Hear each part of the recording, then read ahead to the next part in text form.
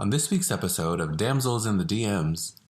No, you cannot blur what you do as an artist and what you do as a hoe. Like, not that they're different, but like they're one and the same. But like, listen, if you at first I used to do this. If you were just a first name in my phone, you were a booty call. Because after 7 months, you're like, who's Alejandro? I don't know. Delete. You like that one? I This message is intended as a reminder that we are not licensed professionals, not psychiatrists or psychologists. If you have a serious problem, please seek professional help. The National Suicide Hotline is 1-800-273-8255. That's 1-800-273-8255. There's some damsels in the DM. Yes, queen. Tell us what's the vibe. There's some damsels in the DM. Please tell us what's the vibe. DMs, yeah we see them, yeah we read them. DMs, we don't need them, we just leave them. Please. Yeah. It's going down in the DMs. Bye. Hello, everyone, and welcome to another episode of Damsels in the DMs, the Come Up podcast. I'm Lauren. And I'm Alejandro, and today, oh my goodness, what a treat. We have José Richard Nalgona Áviles. What a treat, seriously. Like, the motivation, the inspiration, I keep saying that all the time, but I feel like every guest that we've had on has had some remarkable piece of advice about perseverance and really finding one's purpose and stepping into one's zone in terms of finding what makes us really happy and moving forward confidently in that. Lauren, what do you think? Such a great episode. I love the description that he talks about the variations in the name that he uses and how people address him, so that it helps him to compartmentalize his identity. I have a very, minor version of that because I use my middle name as my stage name, but in school I just have my two names. But it does make me feel like Hannah Montana sometimes. So I loved hearing his perspective on it and the importance of understanding what goes into a name and understanding who you are based on the way people refer to you. So I feel like this episode is so interesting on so many different facets and the many hats that he wears within his creative path and his work path. Yeah, the identities that he has been able to express and explore. He really is getting the best of all worlds, not just both. So let's get into it, shall we? Do it. Oh my goodness, I am so excited. Today we have José Richard Nalgona Áviles. Oh, the organizer, dancer, poet, model, and host of Fruta Fresca. Hello, hello. How are you? Hi, thank you so much for having me. I was like, oh, that introduction made me feel all warm and fuzzy. But it's exciting to have you here. My goodness. Oh, thank you. Thank you for having me. I'm super excited. So excited to have you here. So I guess first off, how do you two know each other?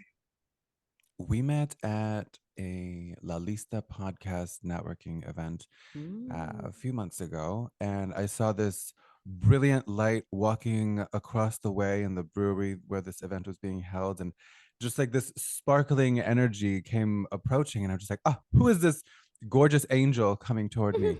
So yeah, instantly we struck up conversation, grabbed a beer, and then we just kind of continued engaging, but not really, because I think you took off like soon after, right? And then that was when I was just getting there. Yeah, well, the funny thing, I love the fact how you describe it, because I literally thought the same thing when I saw you, and I was like, Oh who my is this gosh. person? I don't, and I think I went up to you and I was like, I don't know you, but I would like to get to know you. Who are you? You were like, who is this bitch? Something like that. One or the other. But no, that I think that's exactly it. And then I did leave shortly after, because funny enough, we were late to an interview for the podcast. So it was really, really funny that we were like kind of on networking, and then it's like, oh shit, girl, we gotta go, we gotta film some stuff. So it's quite funny, very fitting, right? Absolutely.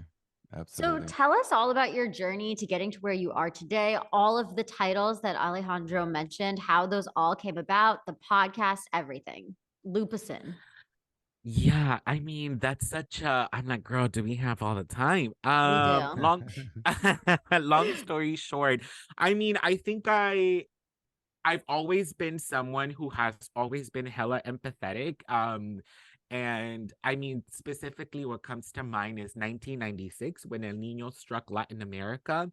And I was, I think, 5 years old at that time. And I just remember watching the news and being like, and crying. And my mother would be like, why are you crying? And I'm like, girl, the pain. Don't you see? People are suffering. And my mom was like, oh, you shouldn't watch the news. And so I think I've always just been this person in this spirit. And I think as I got older, a very pivotal moment was in 10th grade. My social science teacher, Mr. BB, I don't know where he's at, but shout out to Mr. BB. Yeah, made us go. I think this is around 10th grade, maybe 5, high school, around 2006. So this is around the, Day Without a Mexican and the immigration reforms that were coming out in 2005, 2006. And definitely, I think at that time we were learning a lot about social movements and organizing and what that meant. And one of our like extracurricular activities was to go to a protest. And so a friend and I went to a protest and definitely walked out with high school students, other high school students back in 2005, 2006. And I just remember being like, what the fuck is this? Like, who are these people that I don't know? But there's something about chanting together, marching together that just brought some sort of unison. And then from there, I think my mind was open to organizing and activism as a whole. And then I think my junior and senior year of high school, I ended up randomly getting approached by an organizer of the Bus Riders Union here in Los Angeles. And they came up to me. We were talking. I was knitting a scarf, and it was a long day of organizing. We got to reflect on the story years later. But then all of a sudden, I got invited to a Bus Riders Union meeting. And my logic was like, oh, we know unions are good. We like unions. I'm a bus rider. A Bus Riders Union makes a lot of sense. And so I ended up going to my first membership meeting. I think it was literally that weekend. I might have run into the organizer on Tuesday. On Saturday, I was there.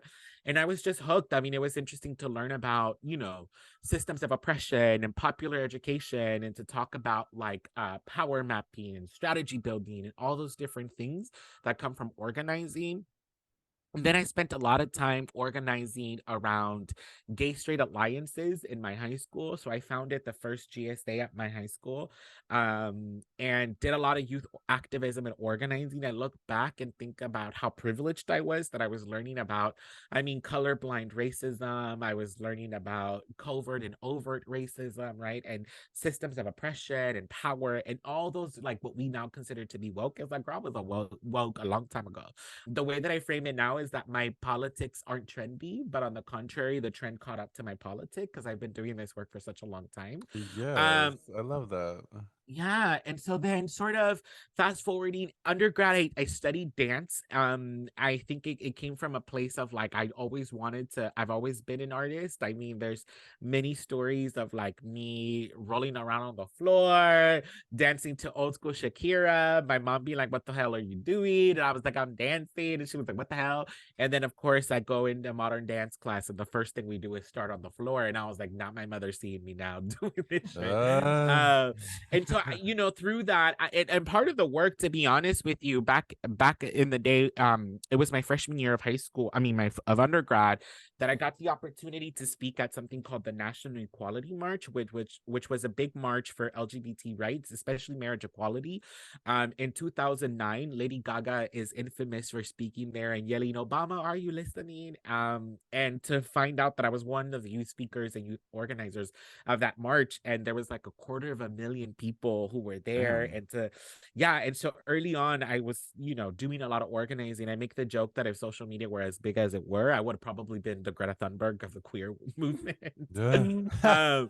So that was interesting. And then I got burned out. I mean, again, started organizing at 15 and had like this anger and a lot of these emotions. And then at 18, on C-SPAN, speaking in front of close to 1 million people, right? I got burned out and just became a dancer. And I was like, I just need something that's whatever. And it was like the most challenging thing, both physically and mentally, because it was a lot of deconstructing with body image issues. I don't look like your regular dancer. I don't have like a dancer's body, right? I'm a thicker dancer. What the hell is modern in ballet? Like, I love Latin social dance, and that's what, I discovered. And so I got burnt out. Yet even then, the politic never left me. I mean, it's always been who I am. And as an artist, now I do believe that we have the honor to create perception. So it is my duty as a queer person of color to create perception rooted in justice. All that being said, fast forwarding to grad school, in my mind, I knew I always wanted to go into organizing. And so and somehow in my mind, I thought that social work was a way to professionalize my activism. And, coming from immigrant parents, financial stability is always something that's on the back of a mind for my parents. And then being the oldest, it's like, girl, you're cursed with being like the messiah for your family and being the savior. And it's like, girl, I don't know. So I became a social worker. First year, I had a conversation. I wanted more, again, because I came from a organizing background. I wanted something more rooted in public policy, and slowly discovered in conversation with one of my favorite professors, Lisa Schweitzer. We just kind of got talking a little bit, and she asked me about my organizing. I was like, the Bus Riders Union.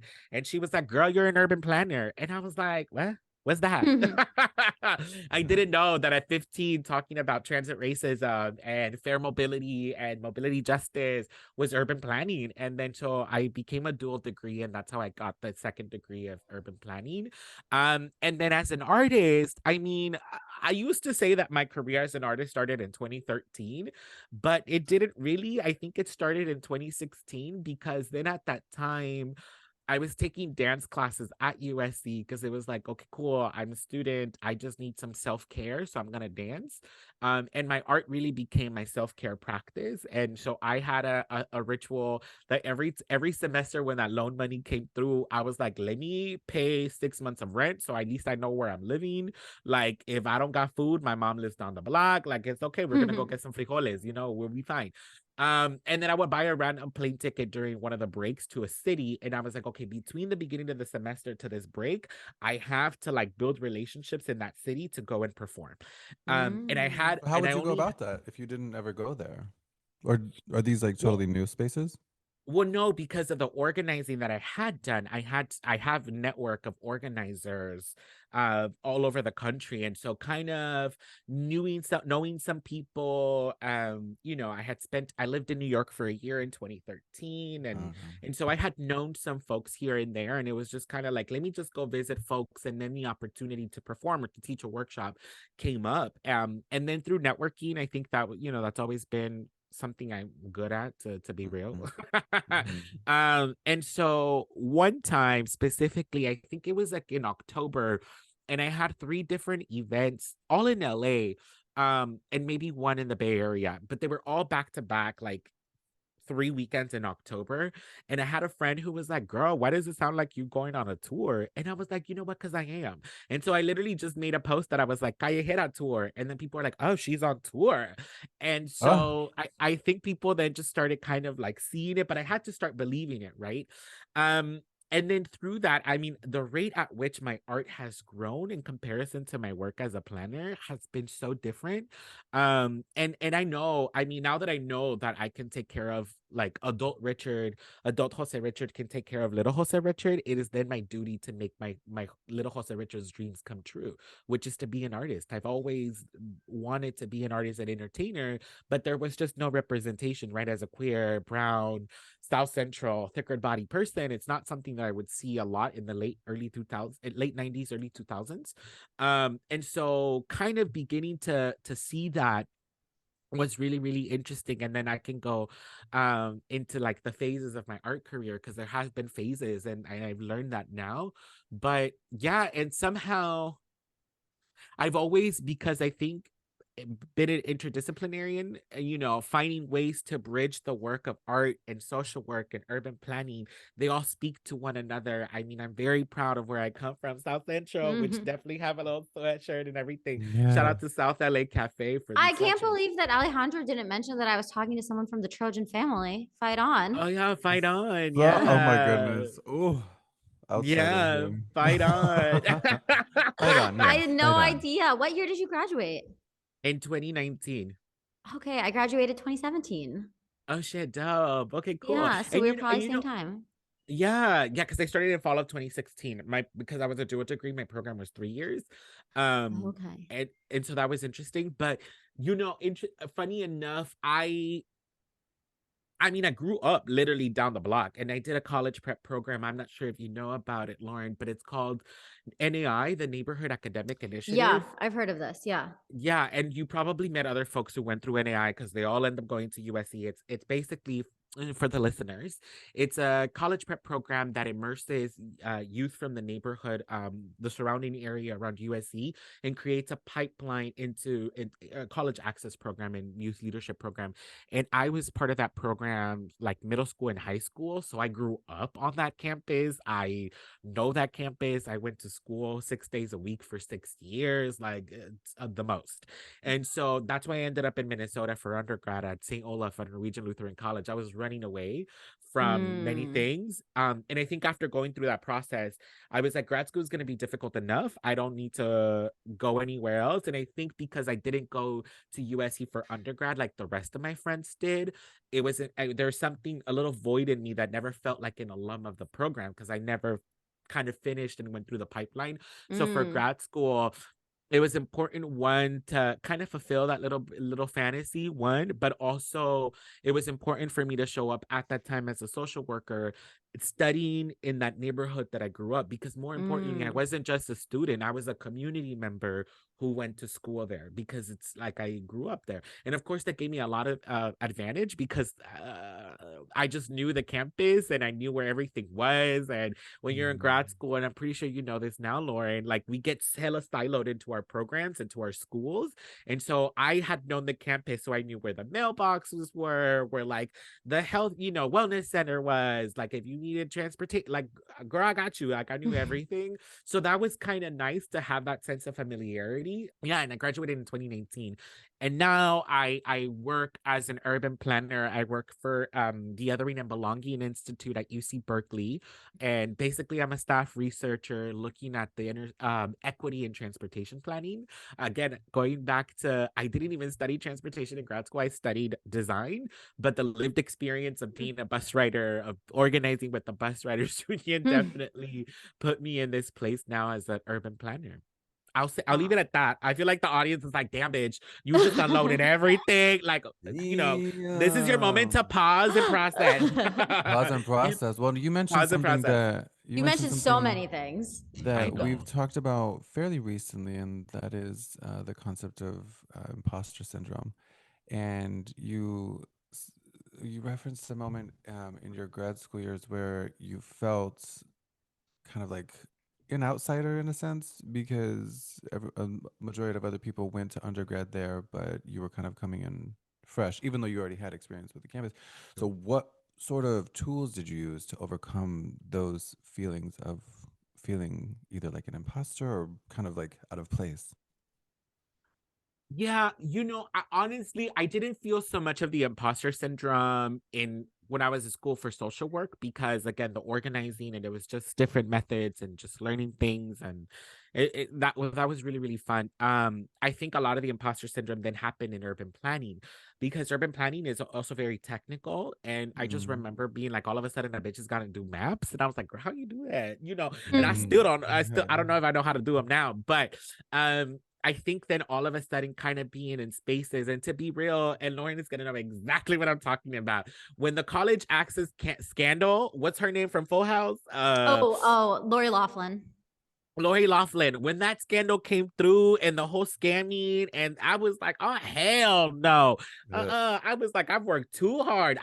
There is no room for imposter syndrome now. I am meant to be here, because you, white girl, got to do all that for an undergraduate degree. No, girl, let me tell you the shit I've had to go through. And so I think that really helped, that reframe that imposter syndrome. And to be real, I mean, coming from a place where my urban planning program was primarily white students and students who were not from Los Angeles.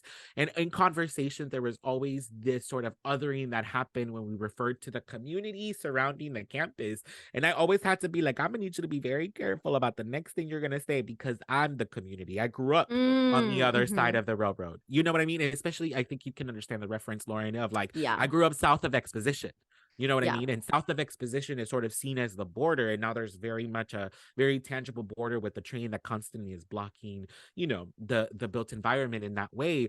And so there was always these misconceptions or the fear that it's the hood. And it's like, look, I mean, it's a city and shit happens in a city everywhere. But also, if you're like looking for trouble, you're going to find trouble. It's always been my mindset. Like, girl, if I grew up in the hood as a fam, like, you're fine. You're fine. Like, you're totally fine. And so I think a lot of that really helped sort of reframe imposter syndrome. I think the last thing I'll mention on the topic, there was a question I got asked not too long ago about how talented I thought I was. Wow, what a question. Right? I know. And I promise, because every time I share this story, everyone has a similar reaction to you, Lauren. And I promise that in the context, it was a good question. In the context of the conversation, it was a good question. But I really am proud of the answer that came out of me. Sometimes I say shit that I'm like, girl, what the fuck? Where did that come from? And then I have to write it down because then it becomes a tweet, it becomes a line, it becomes something. But the way I answered was that it took me 7 years to process through the imposter syndrome to arrive and to discover that or reconcile with the fact that I have talent. Now I say that I'm talented, but not from a place of ego, but from a place of experience. Because after 7 years, like, you learn some stuff on the stage. Like, I'm no longer afraid of my talent and I'm no longer afraid of the stage. I still get nervous, right? And that's a beautiful thing. I think that the magic of performing happens in the alchemy of nerves, because what you get to do with that anxiety or those nerves is really, really magical. And so I've always, now I can say after 7 years, like, okay, I know what I'm good at. I know I'm good at entertaining people. I know that I'm stupid, funny, this little ball of light, as Alejandro described me. I know that now. So now we just get to have a good time and have fun, So yeah, I think the way I say now, it's like I've now learned to reframe imposter syndrome, because I'm not an imposter to a system that was never meant for me. I want to walk you back, because I think that our audience is like, what are you doing on the stage? What's happening on the stage? We've heard all about what you've been studying in school, what you're doing with your professional career. So what's happening on the stage? Let's hear about the podcast. And I want to hear about how you find balance within your identity, because, I understand being a multi-hyphenate really well. And I'm really curious, like, which part of your identity do you feel like feels the most fulfilling, feels the most truthful for who you are at the end of the day? And what do you think keeps you up the most at night? Which I know is a lot. Not the what keeps you up.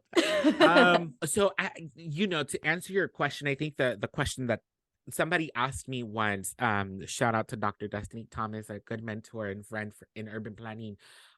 She asked me, who are you without your trauma? And I was like, damn, girl, that's a hard question. I don't think I would have been a social worker without my trauma. I don't think I'd have been an urban planner without my trauma. But the one thing I know I would have been without my trauma is an artist. I probably would have been a fucked up artist, right? Like an artist seeking fame. And they exist a lot. And I think now, kind of being in the industry, it's interesting to see it. I had an audition yesterday when I went with 2 other really, really good friends, and it was a whole fucking adventure. I mean, we weren't on the list for the auditions because we submitted our forms like the day of. It was a whole mess. I didn't bring my headshot, and people were like, how are they going to remember you? I was like, girl, I know how to do that. Like, I'm memorable. I know how to do that. Oh my goodness. But it was just such an adventure, because then all of a sudden we were supporting one another. Like, girl, you're good at this. Make sure you do that. Girl, you're good at that. Like, the way we reframed it was like, we have 3 chances to getting on the show, because if any of us get it, then we all get it. You know what I mean? And so I'm very grateful for community being the spearhead of everything that I've done as an artist. I'm grateful that I've been an organizer and activist longer than I've been an artist, because that really inframed my values and the framework through which I do the work as an artist. So, like I mentioned earlier, I was trained as a dancer and choreographer. Dance is my first affair. Dance is magical. Dance is spiritual. Dance is a ritual. So I do a practice on Instagram called Monday de Movimiento, though, where over the last 4 years, every Monday, I make it a commitment. I try to, this year has been on and off because I'm like, to just play a song and just for like a minute, like improvise and just be in the joy of dancing. And people really appreciate it. I think a lot of people started following me because of that. There's things that went viral, et cetera, et cetera. In 2020, or honestly earlier in maybe 2018, 2019. In 2018, I did a TED Talk at USC. I did TEDx USC. And I had to write a 15-minute performance that then I had to memorize. There, I think the performance was on a Saturday. By that Monday leading up to the performance, I was like at 10% memorization. And I was like, girl, you need to memorize this. And so the entire week, I was like, taking the script with me, like in the shower, everywhere, just trying to remember the lines. And I kid you not, that Saturday, I was the last one to go, and I had worked with the cohort. And so for the last 6 months or the last semester, we had spent so much time together and being witnesses to each other's process to get to the TED Talk, that every time they came out after their talk, there was just this big sense of relief that was not cute for me. I just kept getting more nervous, and I was like, wait, no, I don't want to go.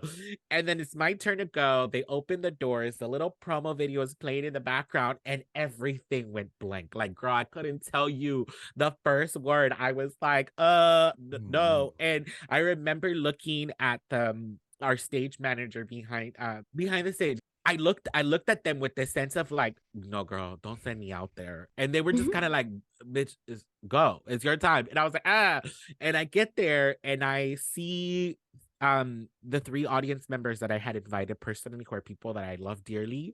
And I just remember seeing them smile, and something just went over me.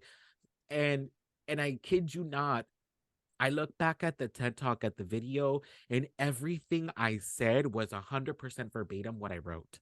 It was so wild.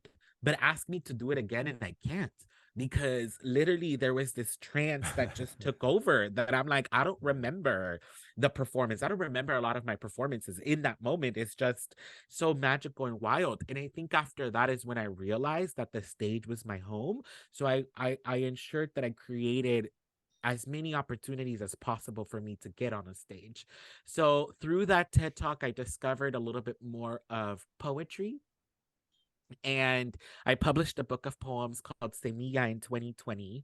And that was interesting. And since then, I think I go back again to choreography, where for me, poetry, I specifically focus on cadence and the performance of poems, because to me, cadence is the choreography of word. And so that's been interesting. We arrived to Fruta Fresca, which is the podcast that I have. After being invited to be on podcasts for a while, there was always something that everyone told me, and it was like, girl, you need your own podcast. Like, you're super good at like conversations. You're super great at this. And I was like, okay. But at this point in my career, because this was just in this year, I mean, we got the podcast in 2022.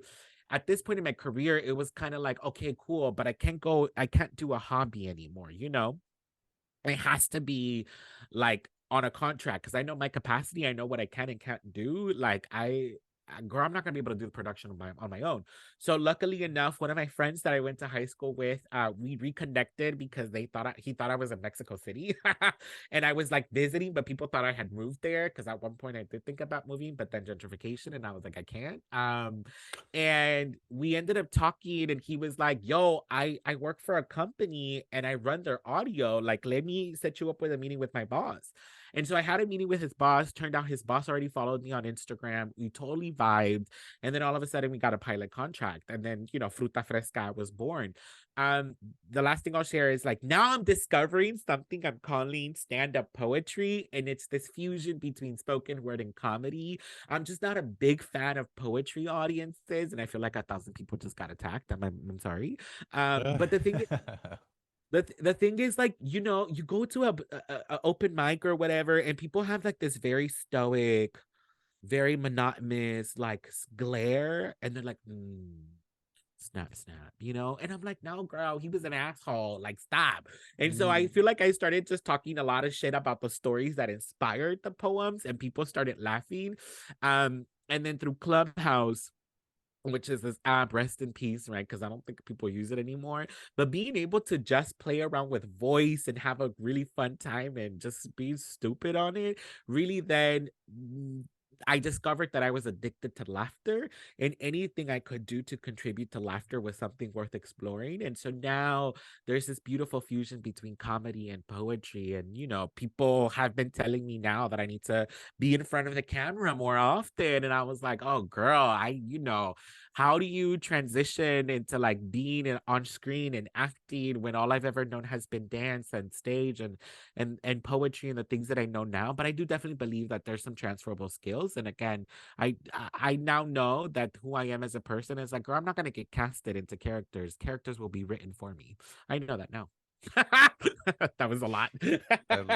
So with these stories that you're talking about, that you talk about in your poetry, first of all, I'm curious, like some of the things that you cover in your poetry, but also how do you find balance, because you are such a broad multi-hyphenate, for your personal life, to find inspiration for your poetry, and just to have this like holistic balance between your career in many different facets and what's going on behind the scenes? Yeah, 100. Great question.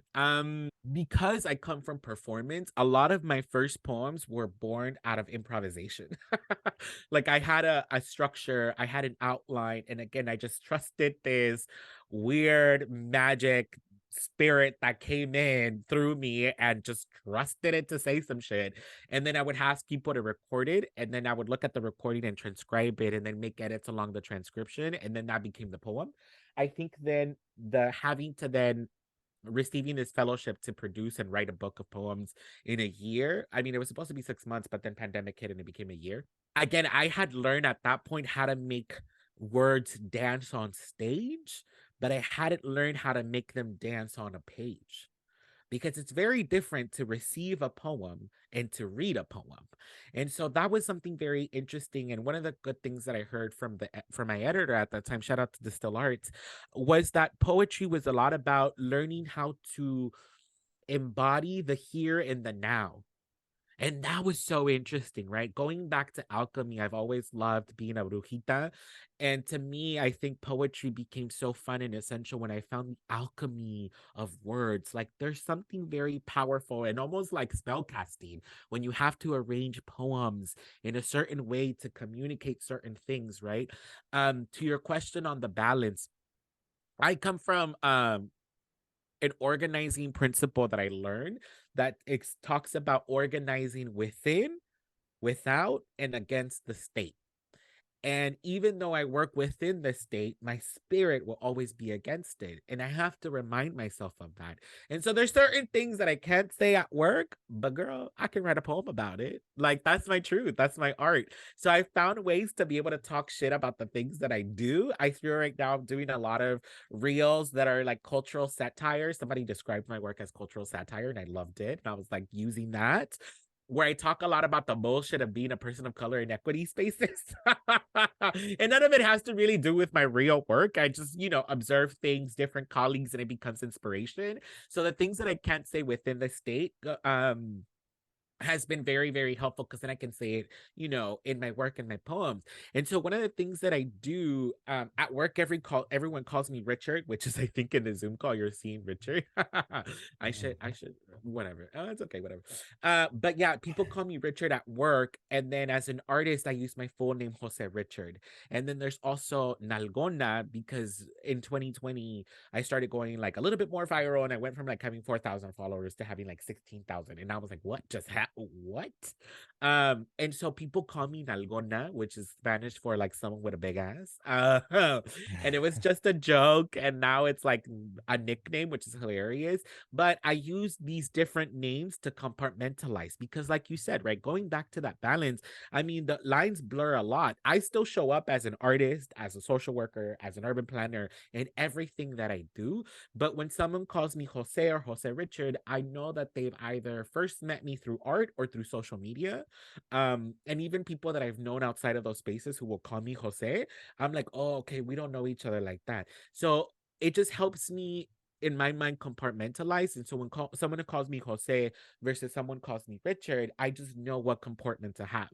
And it's not from a place of like exclusivity, or just it helps me create a little bit of a process in my mind, because I had to learn the hard way that not everyone has your best intention in mind.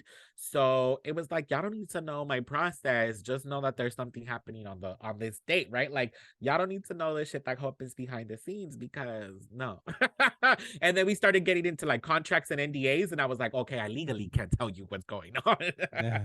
So that was really, really fun. So that's how I find the balance, I think, between the work that I do, but so much of my poems are rooted in the concepts and the things that I experience and learn as an urban urban planner. I have a piece called Tío Metro, where it's basically like this whole my feelings towards transplants in Los Angeles. And there's a line that says, yes, right, they told you that this is the place where you come to be an actor, but what they failed to tell you is that we never sent you a casting call. And then there's an Oh my right. goodness. Oh. And there's another part that says, we as native Angelinos have been clipped of our wings. We have been conditioned to only tell our stories at bus benches, at sidewalks, and at unpaved pavements. And so a lot of the motif, the metaphors are really rooted in urban planning. That's the whole piece is about the bus and my stories growing up as a bus rider. So I'll always find a way to integrate that work. And again, sometimes what can't become research projects can become art projects. So no longer do I feel like I need to go get a PhD like I thought I was one day, because I'm like, I don't need it. Like it may not be a research project, but it becomes an art project. So it's really, really fun, and vice versa. I love what you said about making words dance on the page and making words dance on the stage. That's such a beautiful way to describe what happens when you got that wonderful alchemy happening for an audience. And I have to like resound those sentiments, because watching you at the Fruta Fresca recording with, what was the artist's name that you were interviewing that day? What was Diego Garijo. Oh my God. So first of all, this experience was amazing. The chemistry between you two and just the interview questions and information that was shared, it was so wonderful. But when you shared poetry as well as gave context to the audience, it really, you just like had this fusion of expression that like made the whole space light up. It was really cool. It was really, really magical. Thank you. Here's the thing. I feel like performance has taught me to be the most hyper present I've ever been in my life. I mean, and like we shared in that recording, I realized that I love the chaos. I mean, that's why I'm an organizer, because that shit is chaotic, but it requires organization, requires demands, it requires like values. And so much of that I think really helped me then discover the magic of the stage, because we pay attention to the person who came in late, the phone that went off, the one person who's not into your shit, and that becomes perfect material to talk shit. And so being able to engage with audience is really, really, really fun. And somehow, I don't know how, I think because my mind is so chaotic, I'm able to know how to operate a little bit better now. Where like to what Alejandro was saying, and to give folks some context, I mean, like I have a poem and I know the structure. It's about my gender pronouns and I know how it goes. I mean, I've memorized the cadence so much that it's just a song. I've learned that that's a good thing and a bad thing, but there's moments where I can break out a character, go into like this comedy and this bit, and then somehow find my way back into the poem. And I was like, girl, I don't know how I did it. I in moment and in real time, I laugh. And that day I also sang.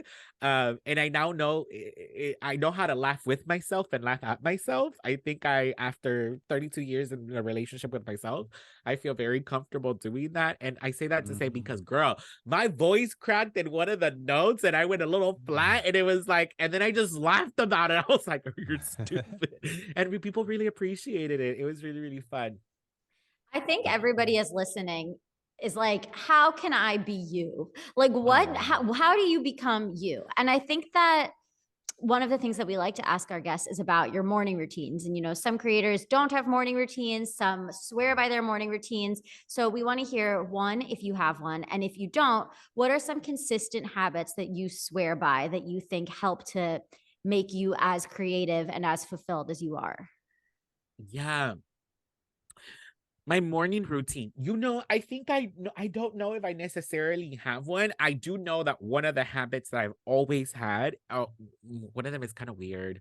And it's been funny because it was like a partner who told me and I didn't believe it. And then I confirmed with my mom, and my mom was like, yeah, you've been doing this since you were a baby. What was that? Oh my God, that's funny. I sometimes giggle. I wake up giggling. Oh.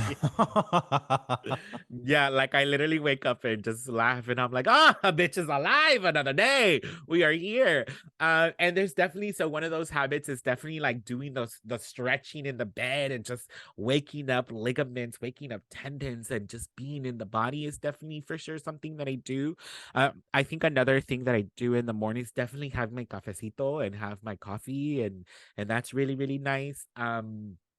The other thing that I do is like sometimes depending on the day as well, depending how I wake up, I write affirmations for myself. And then maybe in grad school, so starting in 2016, 2017, something just came over me and I was like, am I feeling this type of way? There's probably other people who are feeling this way too. So I would write these affirmations more like I would tell myself the affirmation and just kind of think about it. And then I would write them down and literally copy and paste and just scroll through my phone and just send them through random people and just send like 10 affirmations, all the same ones. And people are like, oh my God, I needed to hear this. Thank you so much. And so I think that became really a fun thing. I always make a joke that maybe I should come back and like copy and screenshot the affirmations and make it into a little digital zine of affirmations, because there's probably over 200 affirmations out there. I don't know. I've been doing this for 4 years now. Yeah, the answer is yes. Do it. Do it. Yeah. Turn it into a I know, right? The other routine that I have, it's more pre-performance. I think it's something that I learned in undergrad and it just stuck with me. I don't know why, but I brush my teeth every time before I go on stage. There's something, I mean, aside from also just having good hygiene and like maybe you're gonna kiss somebody, I don't know, but it's just that, like a moment, it's something that you do in autopilot, so it allows for me to be busy and I get to like channel all of the nerves and the anxiety into just, I was like, then I'm like, maybe scrubbing too hard. I didn't realize that until I said it out loud. Oh my God. But just to be in that routine, it allows me to calm down my mind because it's something that I know and it's so familiar to my body. So I brush my teeth every time before a performance. I could have brushed my teeth like literally leaving my house to the theater, but still before, like, okay, 5 minutes, thank you, five, and bitch, go brush your teeth. Like it's always been something that I've always done. Yeah, I think those are some of the ones that I do. Those are incredible. I feel like that needs to be a post on our social media. I feel like that is so helpful. So we have one more question, and since this podcast is called Damsels in the DMs, we would love to know, what is the funniest DM you've ever received? It Or can also be scandalous. most It could be- inspirational. Yeah, scandalous. Or scandalous or inspiration, a whole Whatever. cacophony of Yeah. adjectives. What was the most striking recently? Well, confession. So again, compartmentalization is super important. To the To an point that extent. yeah, no, for sure. No, I totally agree with you because compartmentalization is also like a defense mechanism. So like, girl, are Right. you really, but like I took it to the extreme that a bitch got 2 phones. And I was like, look, it took me a while to even be able to consistently afford 1 phone. I mean, not that consistently we can afford 2 phones, because sometimes I'm like, why am I paying this much for phones? But the reason why it happened was because someone slid in my DMs. Oh my God. And I was like, oh, damn, girl, and then I was like, no. You cannot blur what you do as an artist and what you do as a hoe. Like, not that they're different, but like they're one and the same. But like, listen, at first I used to do this. If you were just a first name in my phone, you were a booty call. Because after 7 months, you're like, who's Alejandro? I don't know. Delete. You like that one? And so now what I do is I give people my personal phone versus my work phone. And it just helps me in my mind. At first I was like, oh, let me not have the booty calls on my personal phone. Like, you don't need to know me like that. But then I was like, girl, but God forbid I send a nude to a producer. Like, no. Right. And so I think the scandalous DM was that someone slid into the DMs. They were cute. We definitely hooked up. But then it just made me, again, being the person who compartmentalizes, I was like, I cannot mix these two things. So I got a second phone because of that DM. Well. What a result. Oh my goodness. I know, right? Like, girl, not you going in debt because of a DM. I mean, right. Damn. Best answer ever. Oh. Well, I know that you, by the time this episode comes out, you will have already performed in En Búsqueda de la Malinche, which is taking place Yes. December 16th at High Def Brewing in downtown LA. And you already told us about your book of poetry, Semilla, but what other materials might our audience be able to either buy to support your work or experiences that they might come and see you perform? Yeah, most definitely. I mean, folks definitely could go and purchase Semilla. You can find it on Amazon, but I always tell people to go to Distill Arts, and that is DSTL Arts .org, just to support a local publishing company. And so that was a really, really fun book.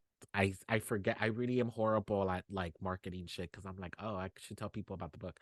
But in addition to that, y'all can go listen to Fruta Fresca podcast. It's a podcast rooted a lot in comedy, shit talking, nostalgia. And it's in Spanglish, and it's been such a fun process and a different way of connecting with audience. I feel like now I've learned to anthropomorphize a microphone really because I come from the stage, and so it's been really, really fun to get to learn how to navigate with a new set of audience. And then folks can find me on social media on Instagram and TikTok and Twitter at Soy Nalgona. That's SOYNALGONA at Soy Nalgona. And yes, En Busca de la Malinche, I mean, at the record, once this comes out, it has been done, but I'll tell folks more about it because it's a work in progress. What the 16th is a work in progress. And what that means is basically one, I just needed an opportunity. See, I've become, now that I know, see, this is where the ego comes out. Now that I know that a bitch has processed through imposter syndrome, now that someone knows that she is talented, I've become that annoying person that every time I see a microphone, I'm like, give me the, I just need something phallic in my hand.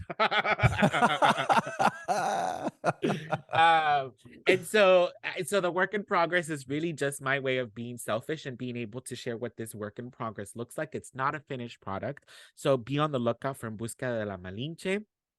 And it's basically all of the stories that are centralized around my trips that I made to Mexico City. I'll talk a little bit about why I didn't move to Mexico City. And really, it's all about how I went to Mexico City in the hopes of reconnecting with my mother's home country and instead found my privilege. So a lot of the conversation is rooted in gentrification in Mexico City. It's rooted in belonging. It's rooted in the displacement of spirit, which I'm calling, all centered around this character named La Malinche, who is a historical figure who historically has been blamed for colonization, as she was Malinche was one of Hernan Cortes's translators, and she was the one that was helping create those political alliances with surrounding indigenous societies that then sort of became the coup that came and defeated Montezuma and took over Tenochtitlan, now Mexico City, and hence where we are now. So she's seen a lot as a traitor, and I was called a Malinche because a lot of my previous partners had been white men. And so people were like, you're a traitor to the desire of your people. And I was like, oh my God. And I think to the desire of the people. My goodness, what a title. Oof. I know, right? And so I think I definitely had to process through that. And now as an urban planner, again, Lauren, to your question about the balance, Malinche really becomes my framework, right? Of being like, I'm in a system, but know what you're going for. And it's not to be a part of the system, but to dismantle it and destroy it and burn it all down. And in that process, figure out also what is the world that we're creating. So I look at Malinche now as an infiltrator and translator. So she is definitely an ancestor and a goddess that I believe in. And so En Busca de la Malinche is a piece that talks about her anchored in these trips to Mexico City and then proposes a new narrative to look at her through. Amazing. Thank you so much for coming on. What a gift this week. Oh, I also can't believe the hour went by. Unbelievable. Thank you so much. No, for sure. All right, everyone. Well, it has been another episode of Damsels in the DMs. Do not forget to send us your feedback. If you loved this episode, please tell us what your thoughts were. If you have a question burning inside of you, send us a DM. If you have a matter of confidence or mental health or self-esteem or love that is itching at your scalp, we want to know about it. Send us a DM. And if you're liking our rebrands, let us know. If you don't like our rebrand, let us know. If there's things that you want us to bring back, let us know. You can do it all through our DM section, or you can write DMs to us or our future guests. We would love to hear. And as always, please subscribe, rate, and review us on your favorite podcasting platform. You can find us at Damsels in the DMs on all of your platforms. Every single one. So find us, tune in. We love you. You love us. Let's continue this together, shall we? Until next time. It's going down in the DMs. Bye. DMs, we don't need them. We just leave them. Please. Yeah. It's going down in the DMs. Bye.